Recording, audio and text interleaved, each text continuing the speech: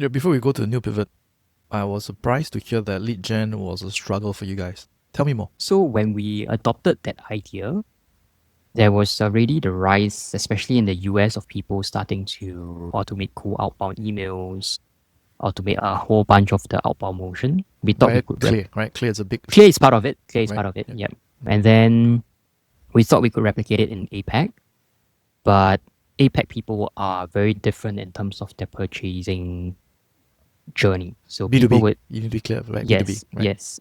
People would open the email, they will go to your website, they will go LinkedIn, they will stalk you. The one thing they won't do is reply to your email. Yeah, so we struggled. And because, okay, again, on hindsight, we could have really just targeted US, did better there. And we did run a few POCs where the first iteration there did like 5 to 10x better than our 10th iteration here. So that there is a market there. But because we are based here and the US time zone is hard to navigate, we were like, okay, let's try and make it work here. But we just didn't know how difficult it was. So the results were never like amazing. And after we reflected on it, the reason why is because there's always more things that needs to be done in the region to get the same result. So for example, in US, you can send a cold email and get a response. Over here, your call to action has to be maybe redirect them to a webinar, invite them to like a luncheon, a networking event, or whatever. There has to be some form of activity that gets introduced before they even go into a conversation. What do you right? think that's the case? People here are just more, Guarded? I would say, skeptical Okay. in some sense, where they want to see a face, they want to speak to people in person. So the in-person element is very strong here. Online, not so much. Even though it helps, people still need to see you. So I would say that's the main factor for why we struggled to really get much off the ground.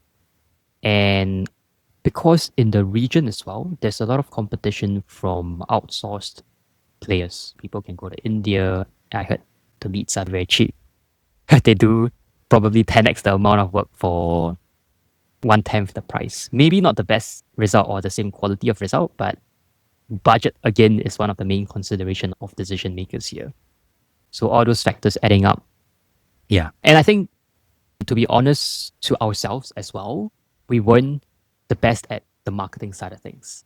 So the creative, the offers, the messaging, while I think we learned it to a certain extent that probably better than maybe 50, 60, 70% of the population, but it's not our gift, it's not our strength. And so it's never something that we really excelled at. Do you see this behavior in APAC B2B changing anytime soon? Or at least in the course of you doing this journey? I don't think so. Oh, and so there's this interesting conversation I had. I can't remember who brought it up to me, but I think it's very true. So another reason is because let's say we use email as an example. In more developed countries, people have access to computers. Email is a channel. So in Singapore, in Australia, these channels work better. If you go to the less developed countries, they are mobile first. So that's where you see messaging apps being more prevalent. If they don't check emails, maybe they go Facebook more than they go to their emails, right? So I thought that was very true. And that's the reason why, let's say if you prospect into Malaysia, WhatsApp works better than email. You call people, they will ask you, WhatsApp me. I heard this from my friends. You go to, say, Philippines, you use Viber. You don't really use email and whatnot. So it's always messaging first, and it's because they're mobile first. Yep. So I don't think that will change anytime soon. Even in Singapore, the patterns are still hasn't changed much over the years. I would say like LinkedIn has been very big in many parts of the world for the longest time, but LinkedIn is only making its rise, I would say, recently in the region, at least from my own observation. So that's what I think. I don't think I have very much credible data points to talk about LinkedIn and my impression of it. The big part is that they got acquired by Microsoft, and it's just that my view about LinkedIn is that they could have been a bit more elegant in their offerings. I think it's still a bit confusing on what people can use them for. There's that B2C, there's that B2B angle. The recruiting one is a very strong solution from them, in my opinion. But Sales Navigator, I used it once, but to be fair, it was quite some years ago. So I don't know whether things have changed. But this is a very cool insight. I think in less developed countries, message apps are a bit more prevalent than emails.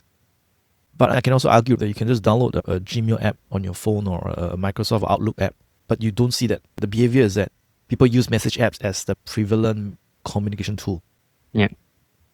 And do you see this nuance for like enterprise versus SMBs, or do you think it's across the board? I would say enterprises generally have better access to these tools, right? Like maybe they will issue, I don't know, computer or whatever. No, I'm not too sure on that, but I would say generally you always have better data on the enterprises and the SMBs. But even then, the way to break into enterprises is different from the rest, so that's another consideration altogether.